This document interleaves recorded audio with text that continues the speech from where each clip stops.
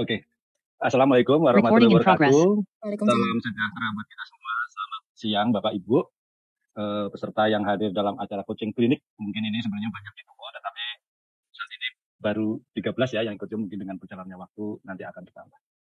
Hari ini coaching klinik ini tentunya adalah terkait dengan jabatan fungsional. Ini mungkin untuk Bapak Ibu yang hal-hal yang mau disampaikan, pertanyaan ke Mbak Dia ini ahli jabatan fungsional seluruh Indonesia.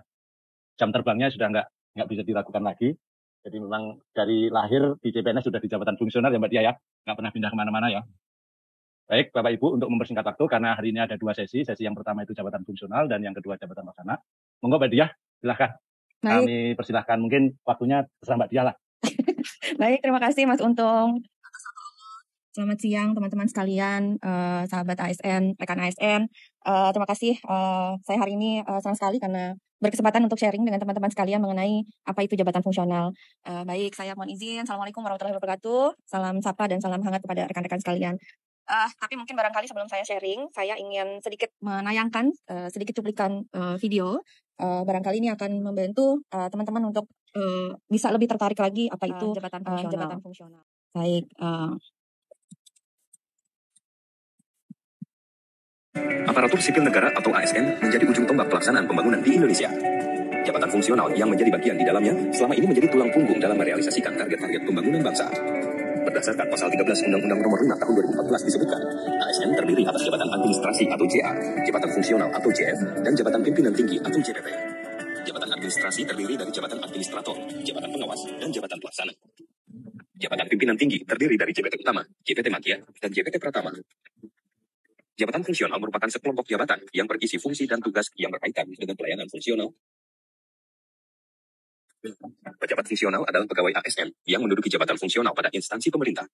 Sebagai jabatan yang berbasis keahlian atau spesialisasi di bidang tertentu, pejabat fungsional memiliki kompetensi unggul. Pejabat fungsional tidak hanya aktif membangun negeri, tetapi perannya dalam pembangunan juga dianggap penting. Jabatan fungsional terdiri dari 2 kategori jabatan, yaitu keahlian dan keterampilan. Untuk kategori keahlian terdiri dari 4 jenjang jabatan, yaitu ahli pertama, ahli muda, ahli madya, dan ahli utama. Sedangkan kategori keterampilan terdiri dari 4 jenjang jabatan, yaitu pemula, terampil, mahir, dan penyelia. Satu jenis jabatan fungsional. Dalam pengembangan karir, jabatan fungsional memperhatikan rumpun atau klasifikasi jabatan, kualifikasi dan kompetensi jabatan, waktu menduduki jabatan, dan kebutuhan organisasi untuk memastikan profesionalisme, integritas, dan keadilan nasional. Pola karir pejabat fungsional memungkinkan pejabat fungsional sampai pada pangkat puncak dan jenjang tertinggi, yaitu ahli utama. Dari sisi jaminan kesejahteraan, pejabat fungsional mendapatkan tunjangan jabatan dan kelas jabatan. Tunjangan jabatan fungsional diatur dalam peraturan presiden tersendiri. Besarnya peran jabatan fungsional di pemerintahan mendorong pemerintah untuk secara bertahap menambah porsi pejabat fungsional. Penambahan dilakukan mulai dari penambahan ASN baru hingga melalui program impasing atau penyesuaian dan perpindahan jabatan. Jabatan fungsional itu adalah tulang punggungnya organisasi. Karena dia sebetulnya tugas pokok organisasi itu ada di jabatan-jabatan fungsional. Contoh paling sederhana misalnya Kementerian Kesehatan. Ya, itu ada karena ada 30 jabatan fungsional di sana. Bayangkan kalau Kementerian Kesehatan di bawahnya ada rumah sakit, tapi tidak ada dokter, tidak ada perawat, tidak ada radiografer, tidak ada terapis gigi mulut. Bisa dibayangkan? Tidak bisa berjalan organisasi itu. Jabatan fungsional adalah posisi yang membanggakan karena mendorong profesionalisme dan kemandirian bagi aparatur sipil negara untuk bekerja lebih maksimal dan fokus membangun Indonesia. Pejabat fungsional ASN berkelas dunia. Ya, mudah-mudahan sudah terlihat di layar teman-teman sekalian. Jadi sudah ya Mas Untung.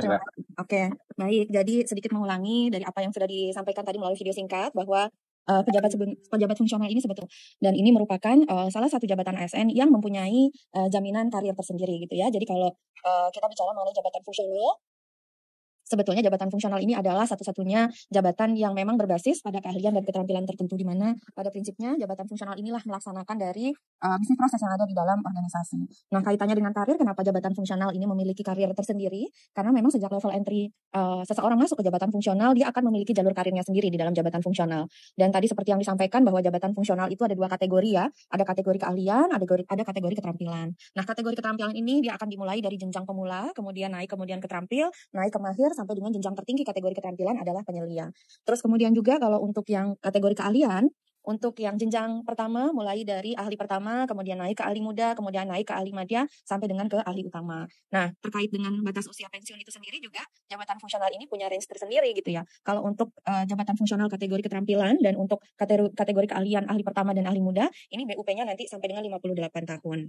Terus kemudian kalau untuk ahli madya ini sampai 60 tahun, ahli utama sampai dengan 65 tahun. Nah, ini akan berlaku ke semua jabatan fungsional, kecuali ke beberapa jabatan fungsional yang secara ketentuan peraturan perundangan ini sudah diatur. Contohnya adalah peneliti, di mana di dalam Undang-Undang 12 tahun 2019, batas usia pensiun untuk peneliti ini bisa sampai dengan 70 tahun. Nah, kenapa terus kemudian kita membedakan ke dalam jenjang karir, mulai dari pemula sampai penyelia atau ahli pertama sampai utama, karena kita akan menetapkan jenjang-jenjang tersebut berdasarkan kepada beberapa aspek, termasuk misalnya tingkat kesulitan, bagaimana kompetensinya, beban kerja, dan beberapa faktor-faktor lainnya. Jadi makin tinggi jenjang jabatan tentunya biasanya akan mencerminkan tingkat kesulitan pekerjaan yang semakin kompleks, termasuk juga level kompetensi yang semakin tinggi. Nah, kemudian juga ketentuan mengenai jabatan fungsional ini sendiri sebetulnya kan kita melihat dari ketentuan yang sudah ditetapkan di dalam PP 11, kemudian turun ke dalam Permenpan 13 tahun 2019, ada mekanisme pengangkatan dalam jabatan fungsional yaitu 4 mekanisme. Yang pertama itu adalah pengangkatan pertama. Ini biasanya adalah untuk pengadaan dari calon pegawai negeri sipil. Terus kemudian untuk perpindahan, penyesuaian atau in-passing, dan juga termasuk satu lagi adalah promosi. Ini pengangkatannya adalah bagi yang sudah diangkat sebagai pegawai negeri sipil gitu. Nah, terus kemudian ada juga bagi selain pegawai negeri sipil, ada pegawai pemerintah dengan perjanjian kerja atau P3K yang bisa menduduki jabatan fungsional tapi mekanismenya melalui pengadaan P3K. Nah, untuk jenis-jenis jabatan yang bisa diduduki oleh P3K ini nanti bisa kita lihat di Kepmen 76 tahun 2022. Mungkin kalau bagi teman-teman yang menduduki jabatan fungsional sejak dari CPNS, ini biasanya nanti akan mulai saring ya, mulai dari kualifikasi pendidikan, terus kemudian syarat-syarat yang misalnya ternyata ada beberapa jenis jabatan fungsional yang mensyaratkan secara khusus gitu ya. Biasanya kalau di tenaga kesehatan ada harus STR-nya gitu ya. Termasuk juga mungkin ada beberapa jabatan fungsional yang lain. Nah, kalau dulu sebelum diangkat ke jabatan fungsional biasanya kita harus diklat dulu gitu. Nah, tapi dengan ketentuan adanya Permenpan 13 tahun 2019, ini diklat tidak lagi menjadi prasyarat. Artinya tidak menjadi syarat yang diwajibkan sebelum diangkat, tapi nanti diklat dilaksanakan setelah yang bersangkutan duduk sebagai jabat fungsional. Nah, mungkin kalau bagi teman-teman yang duduk di jabatan fungsionalnya sudah lama ataupun mungkin baru, pastinya kita identik ya bahwa jabatan fungsional itu identik dengan istilahnya adalah dengan angka kredit gitu ya. Nah, angka kredit ini sebetulnya ini adalah ukuran hasil penilaian atas pekerjaan-pekerjaan yang dilakukan oleh pejabat. Memang ada perbedaannya gitu ya. Jadi kreditnya dan penilaiannya pun melalui penilaian setiap kegiatan itu gitu ya. Nah, sekarang dengan ketentuan di Permenpan 13 sebetulnya itu sudah ada integrasi. Karena memang masih ada yang melakukan penilaian dalam bentuk penilaian angka kredit gitu ya. Contoh misalnya analis kebijakan itu masih setiap butir kegiatan ada angka kreditnya dan sebagainya. Tapi ke depan nanti semua jabatan fungsional ini akan melakukan sistem penilaian berbasis penilaian kinerja yang berbasis kepada SKP. Nah, kemudian saya mungkin akan sedikit mempersingkat ya, karena saya ingin lebih banyak kepada diskusi kalau ada yang ingin ditanyakan. Nah, yang menjadi titik poin dalam jabatan fungsional ini adalah sebetulnya bagaimana kita sebagai pejabat fungsional ini untuk terus-menerus meningkatkan kualifikasi kompetensi. Kenapa? Karena ini menjadi bagian dari core value berakhlak gitu ya, sebagai bagian dari percepatan transformasi ASN, yang ada 2 poin penting yang harus menjadi concern kita sebagai pejabat fungsional, yaitu core value kaitannya adalah dengan kompeten dan adaptif. Kenapa? Karena perubahan itu kan secara terus-menerus, secara cepat gitu ya, sehingga kita sebagai pejabat fungsional ini kita dituntut untuk terus-menerus belajar dan juga bagaimana kita harus bisa mengembangkan kapabilitas atau kompetensi kita. Jadi jangan kita terkungkung bahwa saya pejabat fungsionalis kebijakan, terus kemudian kompetensi yang harus saya miliki itu kaitannya adalah dengan analis kebijakan saja, teknik analisis dan sebagainya. Tapi sebagai pejabat fungsional kita juga harus membuka membuka pintu terhadap pengetahuan, apapun pengetahuan itu yang nantinya adalah mendorong untuk peningkatan kapabilitas kita.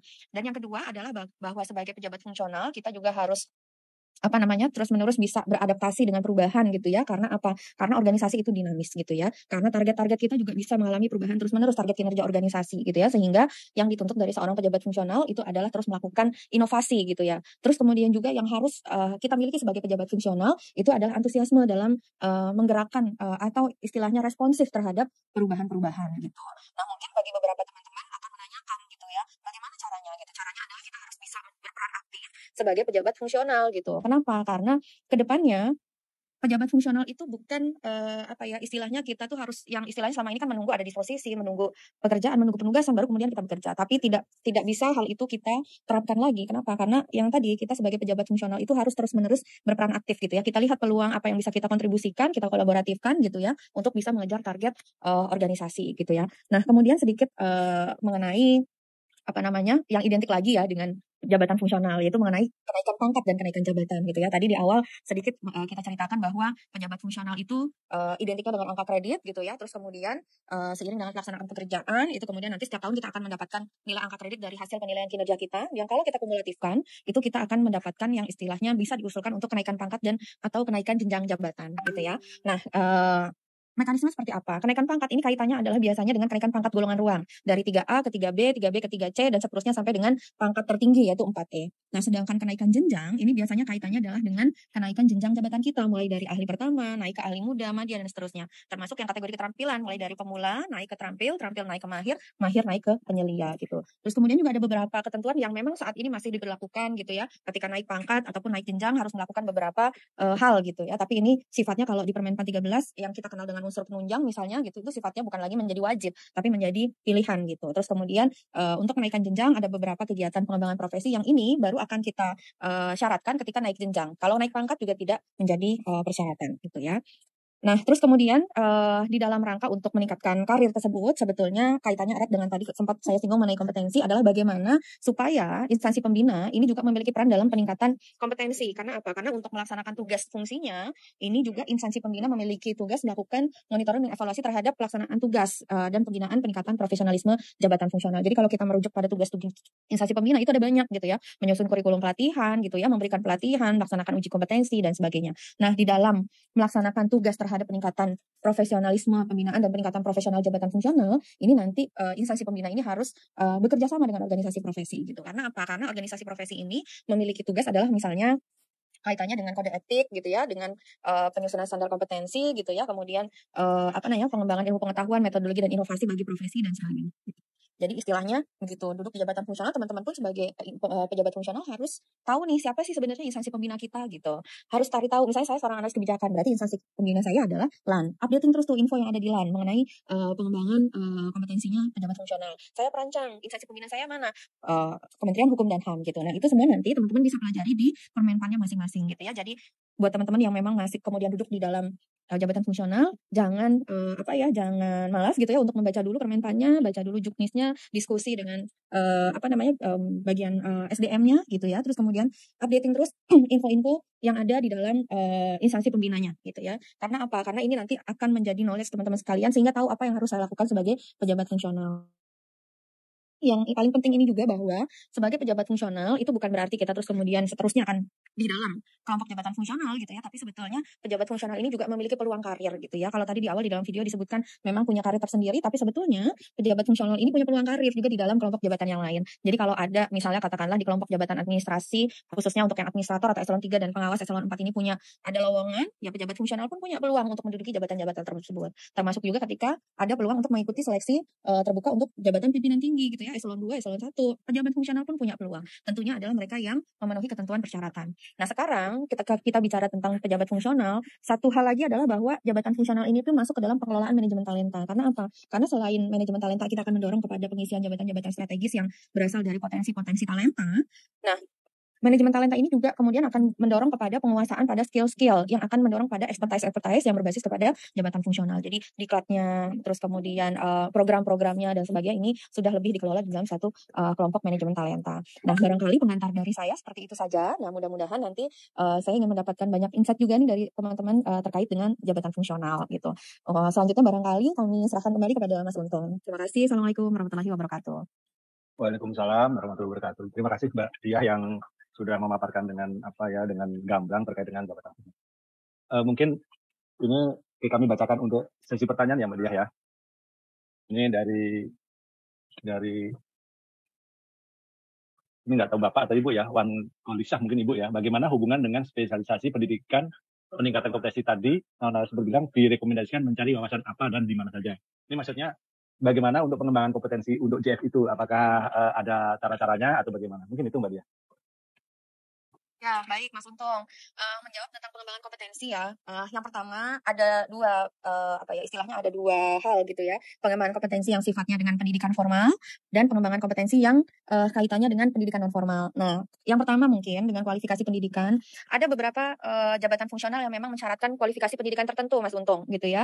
Jadi ketika misalnya contoh analis kebijakan untuk naik ke madya ataupun naik ke utama minimal dia mungkin harus S2 gitu. Maka seseorang analis kebijakan yang dia masih S1 maka dia harus meningkatkan kualifikasi pendidikan. Nah, kaitannya dengan pendidikan formal pun sebetulnya yang bisa kita lihat adalah peluang-peluang beasiswa sebetulnya gitu ya. Tugas belajar yang dalam hal ini adalah melalui mekanisme tugas belajar. Baik tugas belajar yang memang pembiayaannya dari istilahnya dari instansi pemerintah ataupun pembiayaannya secara mandiri. Dalam hal ini kan juga ada banyak beasiswa-beasiswa yang di luar instansi pemerintah ya yang bisa kita bisa kita ikuti seleksi nanti tinggal pengajuannya ke masing-masing. Tentunya kaitan dengan kualifikasi pendidikan tadi kita juga harus melihat dari kebutuhan dari kebutuhan jabatannya gitu ya. Karena sebisa mungkin tugas belajar itu juga untuk meningkatkan kapabilitas dan sekaligus juga kinerja jabatannya gitu ya.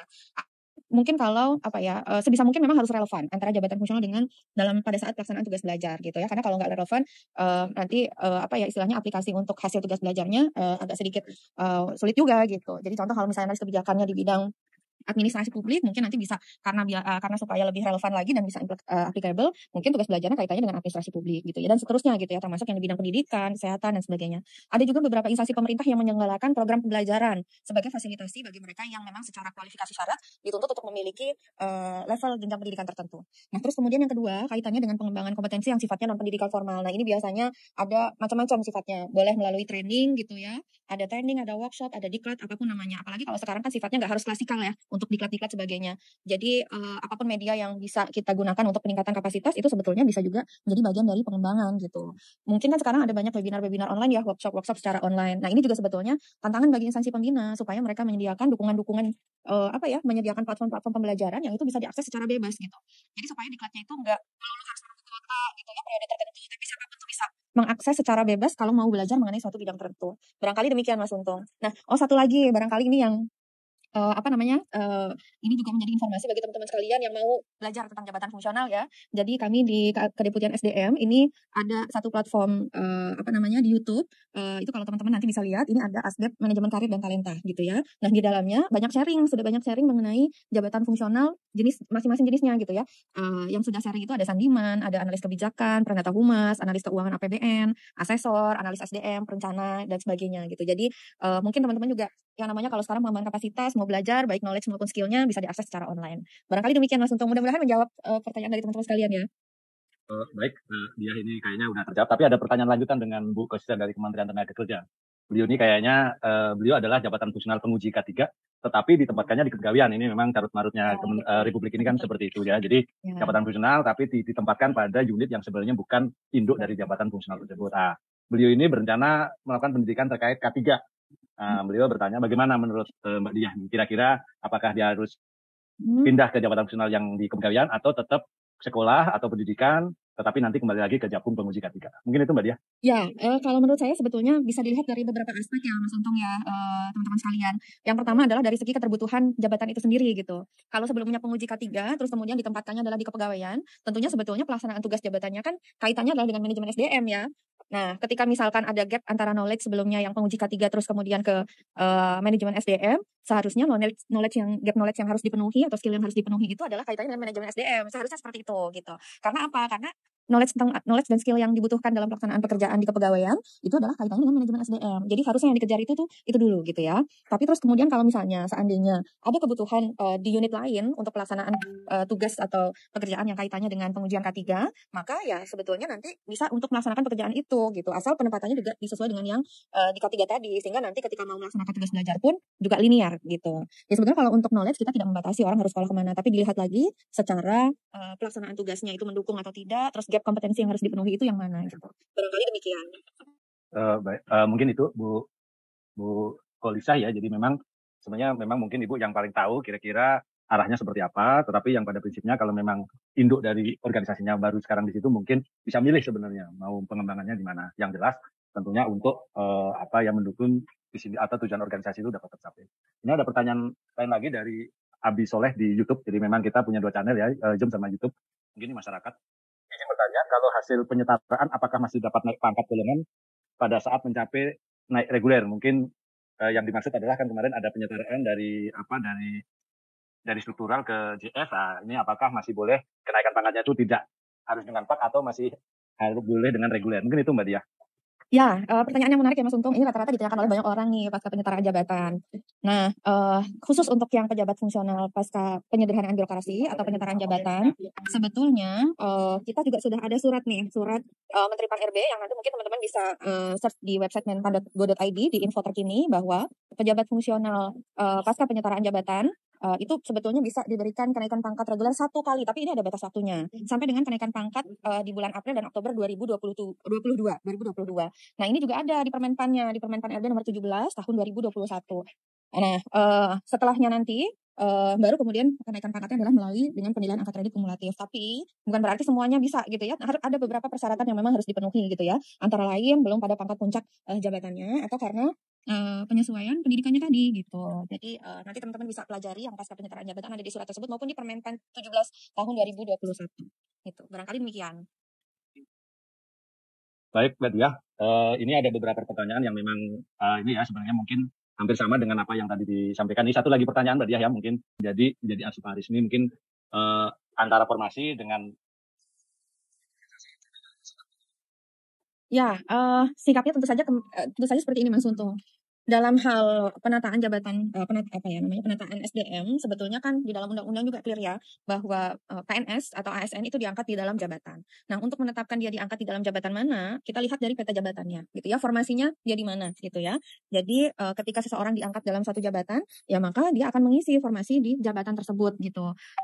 Biasanya ketidaktepatan ini terjadi ketika pengangkatan itu tidak memperhatikan peta jabatan dan formasi yang ada gitu ya. Maka sebetulnya nanti kita harus lihat organisasinya itu sudah tepat belum menetapkan pejabat fungsional atau ASN atau PNS ke dalam jabatan fungsionalnya gitu. Jadi harus dilihat gitu. Kalau memang tidak tepat ya pastinya nanti akan akan ada kendala kaitannya pada saat nanti biasanya kenaikan pangkat atau kenaikan jenjang jabatan. Jadi harus dilihat di peta jabatan itu sudah sesuai atau tidak gitu. Baik, Mbak Dia. Jadi pada prinsipnya sesuai aturan bahwa jangan sampai penempatan itu tidak sesuai dengan SKT PNS karena dampaknya bisa menjadi tertundanya kenaikan pangkat atau dan jabatan. Baik, mungkin untuk sesi hari ini sesi yang pertama kita cukupkan sekian karena memang ada kegiatan lain dari Ibu Narasumber ya. Mbak Dia mau rapat lagi ya? Baik, terima kasih. Mas Untung. Baik, terima kasih banyak. Silakan kalau mau atau apa nanti bisa. Kita ada ini ya, kita ada Pandai chatbot gitu ya. Mungkin nanti kaitannya dengan fungsional bisa ditanyakan juga ke situ gitu ya. Terus juga kemudian kita selain YouTube tadi Mas Untung, kita ada Instagram. Baik. Ya, ada Instagram kita Karir Talenta, di situ juga teman-teman bisa mendapatkan informasi di situ, bisa bertanya-tanya juga di situ. Baik, jadi nanti Bapak Ibu kalau memang masih ada hal-hal yang ingin disampaikan, dapat bertanya atau dapat mendapatkan informasi tambahan melalui YouTube ataupun melalui chatbot Cipande dan juga Instagram ya Mbak ya. Jadi Instagram nanti mungkin akan dibalas atau dijelaskan oleh teman-teman dari manajemen dan talenta. Terima kasih Mbak Dia atas waktunya yang telah memberikan pencerahan kepada kita semua. Kita akhiri. Wassalamualaikum warahmatullahi wabarakatuh. Waalaikumsalam warahmatullahi wabarakatuh. Terima kasih Mas Untung. Terima kasih Bapak Ibu semuanya. Salam sehat.